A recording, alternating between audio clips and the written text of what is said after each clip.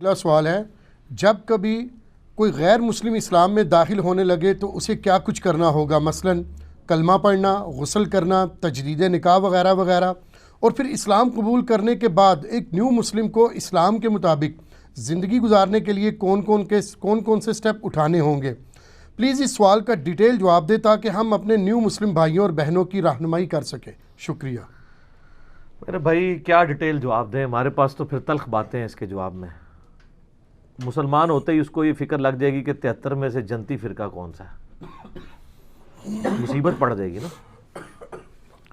یہ پچھلے دنوں میں نے حمزہ علی عباسی کے حوالے سے ڈسکشن کی تھی کہ جو بھی اللہ کی راہ کا نیا مسافر ہے اسے کیا کرنا چاہیے۔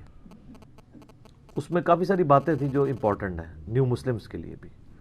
پہلے تو ہم تھوڑی فقہی اصطلاحیں جو اس حوالے سے یوز ہوتی ہیں کہ ایک نیو مسلم کو کیا کرنا چاہیے۔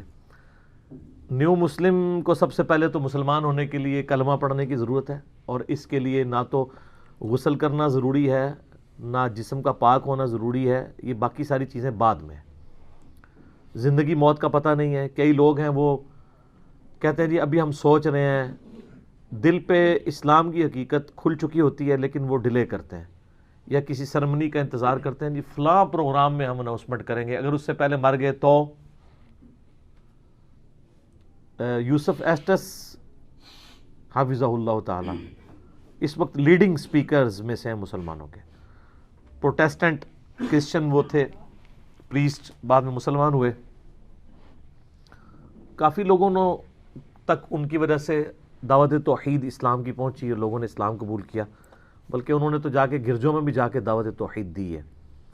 وہ بتا رہے تھے ایک عورت نے مجھ سے رابطہ کیا، نان مسلم تھی، کرسچن تھی، اور وہ کہنے لگی کہ میں اسلام قبول کرنے کے لیے تیار ہوں ایک شرط کے اوپر کہ مجھے حجاب نہ کرنا پڑے۔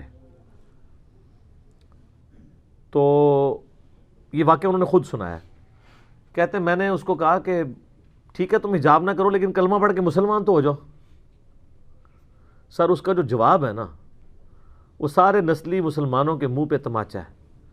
اس نے کہا کہ میں نے قرآن سٹڈی کیا ہے، سورہ نور میں نے پڑھی ہوئی ہے، کیا میں پردہ نہ کر کے بھی مسلمان رہ جاؤں گی اللہ کے اس ایک حکم میں اپنی مرضی کر کے؟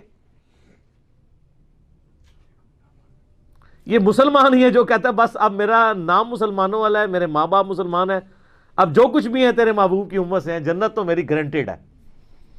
کہانیاں، کیونکہ میرے شناختی کارڈ میں مسلمان لکھا ہوا ہے، وہ تو مسلم شریف میں لکھا ہوا ہے نا 246 نمبر حدیث کے بندے کے کفر اور اسلام کے درمیان فرق نماز ہے، لیکن نادرا کے آفس میں تو ایسی کوئی بات نہیں لکھی ہوئی ہے۔ تو سر نادرا کا کارڈ پھر دنیا تک ہی چلنا ہے، مرنے کے بعد تو بخاری مسلم اور قرآن ہی چلنے ہیں کہ کس نے اس کے اوپر عمل کیا تھا اور کس نے نہیں کیا تھا۔ پھر وہ کہتے ہیں کہ کچھ مہینے گزرے، اس نے دوبارہ رابطہ کیا کہ میں اب ریڈی ہوں، میں اس کو مینج کر لوں گی کہ میں پردہ کروں، تو میں مسلمان ہونا چاہتی ہوں۔ وہ مسلمان ہوگی۔ تو یہ نیو مسلم جو ہے نا وہ 10 دفعہ ان چیزوں کو سوچ رہے ہوتے ہیں کہ ہم نے واقعی مسلمان ہونا ہے تو صرف اللہ کو نہیں ماننا، اللہ کی بھی ماننی ہے، نبی صلی اللہ علیہ وآلہ وسلم کو نہیں ماننا بلکہ نبی علیہ السلام کی بھی ماننی ہے۔ باقی شرعی مسئلہ وہی ہے جو یوسف ایسٹس نے بیان کیا۔ ظاہر ہے حجاب کا ویٹیج وہ ویٹیج نہیں ہے جو کفر اسلام کا فرق کرے، حرام کام ضرور ہے، گناہ کا کام ہے، لیکن اس کی وجہ سے کسی شخص کو کلمہ پڑھنے میں ڈیلے نہیں کرنا چاہیے، کیونکہ اس دوران اگر وہ مر گیا تو سیدھا دوزخ میں۔ یوسف ایسٹس نے لاجیکلی بات بالکل درست کی تھی کہ کلمہ پڑھ لو، پھر آہستہ آہستہ اللہ تعالیٰ توفیق دے گا۔ صحابہ کرام کو بھی کوئی ایک دن میں تو توفیق نہیں ملی، گریجولی ان کے ایمان کا لیول رائز کیا نا۔ تو جو بھی نیو مسلم ہے سب سے پہلے تو اسے کلمہ پڑھنا ہے فوراً، جس حالت میں بھی ہے، جس جگہ بھی ہے، ڈیلے نہیں کرنا۔ ہاں اگر آپ نے کسی پبلک گیدرنگ میں کسی سیمینار میں اناؤنسمنٹ کرنی ہے تاکہ اس کی وجہ سے دوسرے لوگوں تک ایک حمیت یعنی اہمیت اس کی پیدا ہو اور ان کے اندر بھی کوئی مسلمان اگر ہے تو وہ جاگ جائے، وہ آپ ضرور کریں۔ بلکہ پاکستان میں تو ایک بندہ جب اپنا مسلک چینج کرتا ہے تو وہ 25 سال تک تقریر نہیں کرتا رہتا ہے اور اسی سے کھاتا رہتا ہے، میں کیوں ہوا۔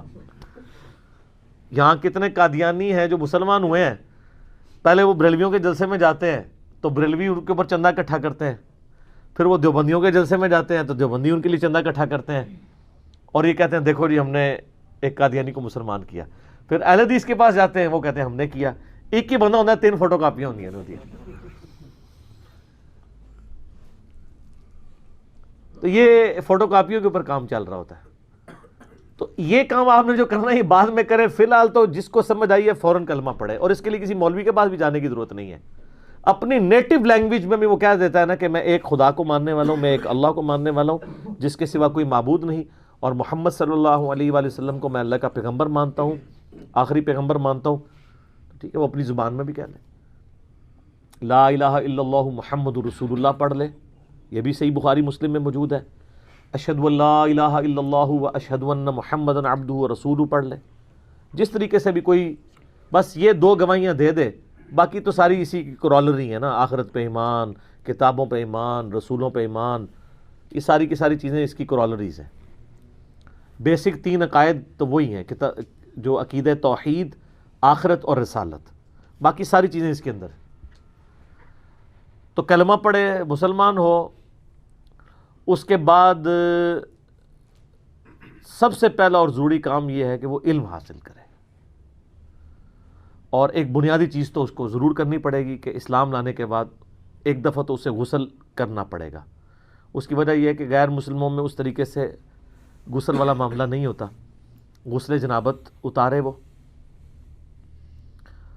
اور اس کے بعد وہ بیسک علم حاصل کرے. ایسا نہ ہو کہ وہ بھی پھر ایک اور جس کو کہتے ہیں ایک نگد اضافہ ہو جائے مسلمان ہے، کیونکہ یہ جو نسلی مسلمان ہیں نا، ان کی اصلاح تو بڑی مشکل ہے.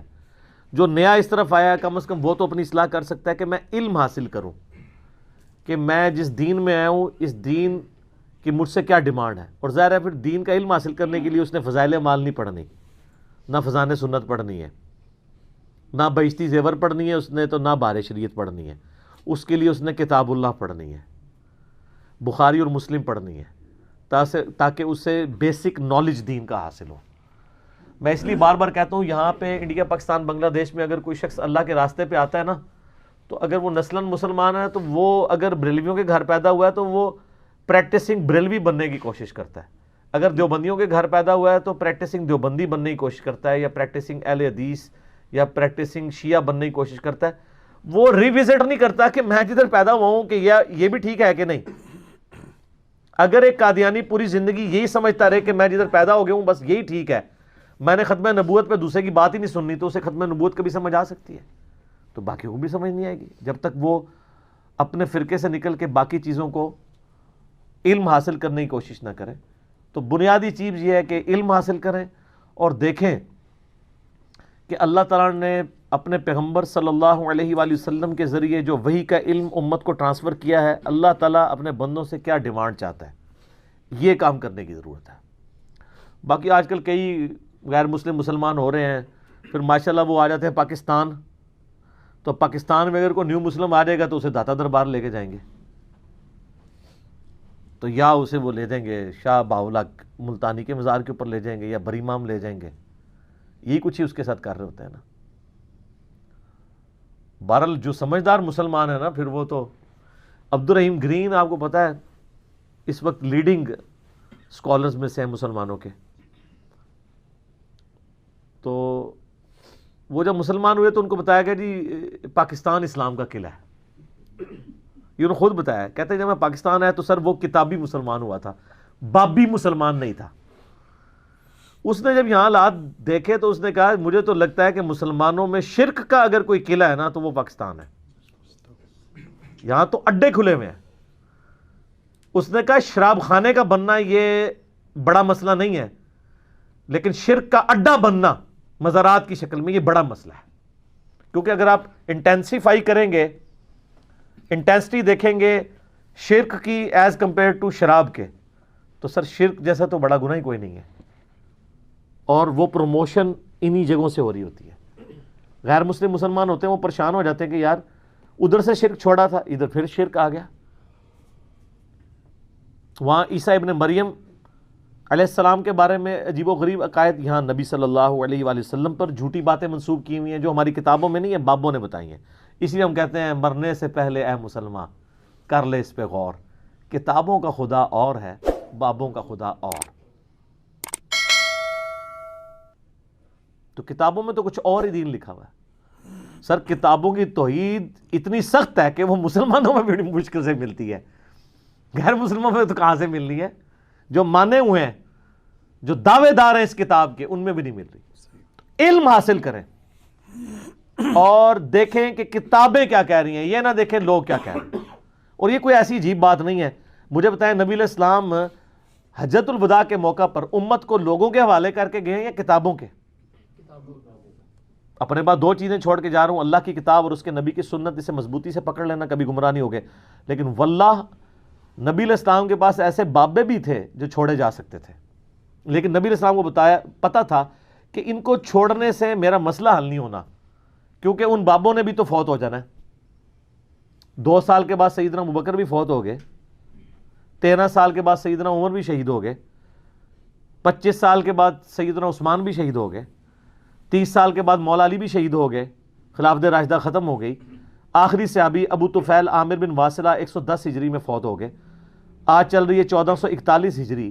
آخری صحابی کو فوت ہوئے بھی 1331 سال ہو چکے ہیں، لیکن سر قرآن نہیں فوت ہوا، زندہ ہے، سنت زندہ ہے.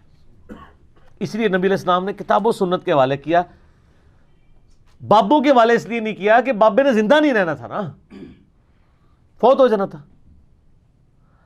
اور آج کسی نے اگر ہدایت حاصل کرنی ہے ان کتابوں کے ذریعے نبی علیہ السلام تک وہ پہنچ سکتا ہے. پھر غدیر خم پہ بھی 2 بھاری چیزوں کا ذکر کیا، اس میں بھی کہا کہ اللہ کی کتاب ہے، صحیح مسلم میں حدیث ہے، اس میں ہدایت ہے، اس میں نور ہے. تم کتاب اللہ کو پکڑو، اپنا تعلق اس کے ساتھ مضبوط کرو، یہ اللہ کی رسی ہے، جو اسے پکڑے گا وہ ہدایت پہ ہوگا، جو چھوڑ دے گا گمراہ ہو جائے گا. اور دوسری چیز میرے اہل بیت ہے، اہل بیت کے معاملے میں اللہ کا خوف دلاتا ہوں. اہل بیت کو پکڑنے کا نہیں کہا، اہل بیت کے معاملے میں اللہ کا خوف، یعنی ان کے ساتھ حسن سلوک کرنا. جامع ترمذی میں حدیث ہے کہ مجھ سے محبت کرو اس لیے کہ میں اللہ کا رسول ہوں، اور میرے اہل بیت سے محبت کرو اس لیے کہ ان کی نسبت میرے ساتھ ہے. لیکن پکڑنا کتاب اللہ کو ہے، سنت کو ہے. تو جو بھی نیو مسلم ہے سر مسلمانوں کا نہ دیکھے اللہ کے لیے، ایک کنو کاٹ لو گل. اور جو مسلمان ان کو کلمہ پڑھا رہے ہیں نا وہ بھی ذرا خود دیکھ لیں. اچھا مجھے بتائیں، وہ حیدر نقوی بھائی ہیں نا، انہوں نے بڑی پیاری بات کی تھی کہ اگر کوئی غیر مسلم مسلمان ہو کے آپ کے پاس آئے اور آپ کو کہے کہ مسلمانوں کی کتاب کون سی ہے، تو آپ فخر سے یہی کہیں گے نا یہ کتاب ہے، اسے پڑھو. اور آگے وہ اگر یہ سوال کر لے کہ آپ جب اسلام کو قبول آپ نے کیا تھا تو آپ نے بھی اسی کتاب کے ذریعے اپنے عقیدے صحیح کیے تھے، تو 99.9% مسلمان ایسے دیکھتے رہ جائیں گے کہ خود تو ہم نے پڑھی نہیں ہوئی ہے، اوروں کو وصیت کر رہے ہیں. جیسے ماں باپ خود رج کے جھوٹے ہوتے ہیں اور بچوں کہتے ہیں جھوٹ نہیں بولنا چاہیے، خود نماز نہیں پڑھتے اور بچوں کو کہتے ہیں نماز پڑھو. ایسے تو نہیں ہوتا. تو اگر کافر نیو مسلم ہو کر یہ پوچھ لے کہ آپ نے خود اپنا عقیدہ قرآن سے درست کیا تھا، تو پھر آپ کے میں نے تو نہیں کیا لیکن تمہیں یہ مشورہ دے رہا ہوں. پھر ہم لوگوں نے بھی ایک رٹ لگائی، او جی اسلام بڑا اچھا دین ہے، مسلمان خراب ہو گئے. سر یہ کہانی آپ کی چلے گی نہیں. اس کی وجہ یہ ہے کہ غیر مسلم کہیں گے کہ کوئی بھی درخت اپنے پھل سے پہچانا جاتا ہے. اگر ہم نے مسلمان ہو کے یہی کچھ ہونا ہے جو آپ ہوئے ہوئے ہیں اور پوری دنیا کے لیے وبال جان بنے ہوئے ہیں آپ، تو ہم غیر مسلم ہی بہتر ہیں، یہی کہیں گے نا. آج جو بھی انگریزوں کے پاس سے ہو کے آتا ہے وہ کیا کہتا ہے؟ تعریفیں کرتا نہیں تھکتا. کرتا ہے نا جی، ادھر تو بڑا جوڈیشری آزاد ہے، بیسک ہیومن رائٹس ہیں، یہ ہے وہ ہے وہ بندہ. تو سر آپ اندازہ کریں کہ ہم مسلمان ہونے کے باوجود ان کی تعریف کر رہے ہوتے ہیں. تو اس دن سے ڈر جائیں جب آپ کی آنے والی نسلیں اسی تعریف کی وجہ سے، جو کہ صحیح تعریف ہوگی، جن معاملات میں صحیح ہے، جہاں غلط ہے وہ تو غلط ہے، اس مذہب کو ہی نہ چھوڑ جائے. چھوڑ بھی رہے ہیں لوگ. وہ کہتے ہیں جب دینی لوگوں کا یہ حال ہے جنہوں نے دین پیا ہوا ہے، تو اگر ہم نے یہی کچھ ہی بننا ہے تو ہم اسی طریقے سے بہتر ہیں جو ہم چل رہے ہیں. اچھا یہاں پہ جو لوگ اس طرح کے مذہبی طبقوں کو ٹارگٹ کرتے ہیں نا، ان کو بھی مشورہ دوں گا کہ آپ ٹارگٹ ضرور کریں، لیکن اس کے بعد آپ خود بھی مثالی مسلمان بنے نا. آج کل کے پڑھے لکھے نوجوان کتنا رونا رو رہے ہوتے ہیں، او نہیں جی مولوی ہیں جو ہو گئے یہ ہو گئے. بالکل ہو گئے جی. آپ بھی اسلام پہ چل کے بتائیں کہ اس طرح ہونا چاہیے مولویوں کو جس طرح میں ہوں. آپ بھی تسی وہی کچھ ہی کر رہے ہو تو سر نہ، پھر آپ کو کوئی حق نہیں پہنچتا. آپ کہیں گے جی یہ اسلام نہیں ہے، دیکھو میں پڑھا لکھا نوجوان ہوں، میں دین پہ چل رہا ہوں، یہ دین کے ٹھیکیدار نہیں ہے، میں دین پہ چل کے بتاتا ہوں، میں تمہیں بتاتا ہوں یہ ہے ریلیجن. نالی کھوتی مر جائے گی، مردی ہے نا کھوتی فوراً. یہ دیکھیں نا یہ گستاخانہ فلم اور کارٹون آتے ہیں نا، تو آپ مسلمانوں کے نوجوانوں کو کہ بینک توڑ رہے ہو، کہیں گے بالکل جی غلامی رسول میں بینک توڑ دیا. حالانکہ نہیں توڑنا چاہیے. اے ٹی ایم مشینیں اکھاڑ کے اللہ کی راہ میں صدقہ کر دیا مال، ہے نا. کیا آپ کھا لیا؟ آپ نے صدقہ کتنے کرتے، آپ ہی کھا دے رہے غلامی رسول میں. اور ساتھ ہی کہتے ہیں غلامی رسول میں آپ داڑھی رکھ لیں، ختم. یہ ساری جذباتی ڈاکٹرائن ہے. دین بڑا مشکل ہے میرے بھائی. دین بہت آسان ہوتا اگر ایک دن چلنا ہوتا. اس پہ چلنے کے لیے روزانہ پولیس رات سے گزرنا پڑتا ہے. کبھی کبھار تو نہیں نا، زندگی کے ہر لمحے میں آپ کو ڈیسیژن کرنا پڑتا ہے کیا سچ ہے کیا جھوٹ ہے، کون سی بات حق ہے اس کو میں فالو کروں، کون سی بات باطل ہے اس کو میں چھوڑ دوں. یہ بولین الجبر ہے، 0-1. یا آپ نے بات ماننی ہے نہیں ماننی، یہ ٹوٹل پیکج ہے. اسی لیے کہا گیا یا ایھا الذین آمنوا ادخلوا فی السلم کافہ، پورے کے پورے اسلام میں داخل ہو. یہ نہیں ہے کہ رمضان کا خدا اور ہے اور غیر رمضان کا خدا اور. اسی طرح ہی ہوتا ہے نا، رمضان میں نمازی اور چاند نکلتا ہے تو اللہ کے فضل سے صبح ہونے کا بھی انتظار نہیں کرتے، سیدھے جو ہے وہ بازاروں میں اسلامی بہنوں کی خدمت کے لیے پہنچ جاتے ہیں. مطلب کسی کا سامان اٹھوانے کے لیے اس لیے جاتے ہیں نا. تو وہ شیطان دیکھ لیں صبح ہونے کا بھی انتظار نہیں کرنے دیتا. تو وہ کہتا ہے بس یہ ختم چکو. جس طرح وہ اعتکاف والے سارا سامان رات کو اٹھا کے لے جاتے ہیں ظاہر ہے، تو وہ جو تبدیلی آئی ہوئی ہوتی ہے نا وہ بھی رات کو ہی تبدیلی ختم ہو جاتی ہے، چاند کے طلوع ہوتے ہی شوال کے. تو ہم تو یہی کہیں گے کہ نیو مسلم جو ہے وہ یہ کرے. باقی رات بعض لوگ اس چکر میں پڑتے ہیں تجدید نکاح کرائے. تجدید نکاح کی ضرورت نہیں ہے غیر مسلم کو مسلمان ہوتے ہوئے. اگر اس کی بیوی مسلمان ہوئی ہے ساتھ، یا بیوی کرسچن یا یہودی ہے، اگر وہ بت پرست ہے پھر تو ظاہر ہے وہ نکاح ہی ختم ہو جائے گا اور بعد میں بھی نکاح نہیں ہو سکتا. چونکہ سورہ المائدہ میں اہل کتاب کی عورتوں سے نکاح کی اجازت دی گئی ہے، اس لیے اہل کتاب اگر بیوی اس نے ابھی اسلام قبول نہیں کیا تو تجدید نکاح کی ضرورت نہیں. اسلام قبول بھی کر لے تب بھی ضرورت نہیں ہے، کیونکہ نکاح ایک سوشل بائنڈنگ ہے. اسلام ایز اے سرمنی سے ضرور تعلیم کرتا ہے، لیکن اس کا تعلق نکاح کے خطبے ان چیزوں کے ساتھ نہیں ہے، بلکہ وہ ایک سوشل بائنڈنگ ہے. نبی علیہ السلام کے اوپر کتنے غیر مسلم جوڑے اسلام لے کے آئے ہیں، حالانکہ بت پرستی کے زمانے میں ان کا نکاح ہوا تھا. آپ علیہ السلام نے کبھی تجدید نکاح نہیں کروایا. تو البتہ اگر آپ دوسرے فرقے کہ کسی بندے کا جنازہ پڑھ لیں پھر آپ کا نکاح ٹوٹ سکتا ہے. یہ آپ نے نیو مسلم کو بتا دینا ہے. اگر شیعوں کے ہاتھ میں مسلمان ہوا ہے تو بتانا ہے سنیوں کا جنازہ پڑھنے سے نکاح ٹوٹ جائے گا. ادھر سے ادھر آنے سے نہیں ٹوٹا، لیکن ادھر سے ادھر ہی جانے سے ٹوٹ جائے گا. کیوں جی؟ اور اگر سنیوں نے کہا ہے تو ہو گیا کہ شیعہ کے پیچھے پڑھنے سے. سب کہانیاں جی. ان کہانیوں کا مذاق اس لیے اڑایا جاتا ہے تاکہ آپ کے دماغ کے دریچے کھلیں اور آپ کو یہ بات پتہ چلے کہ کتابوں کا خدا اور ہے، بابوں کا خدا اور. ٹھیک ہو گیا؟ جزاکم اللہ.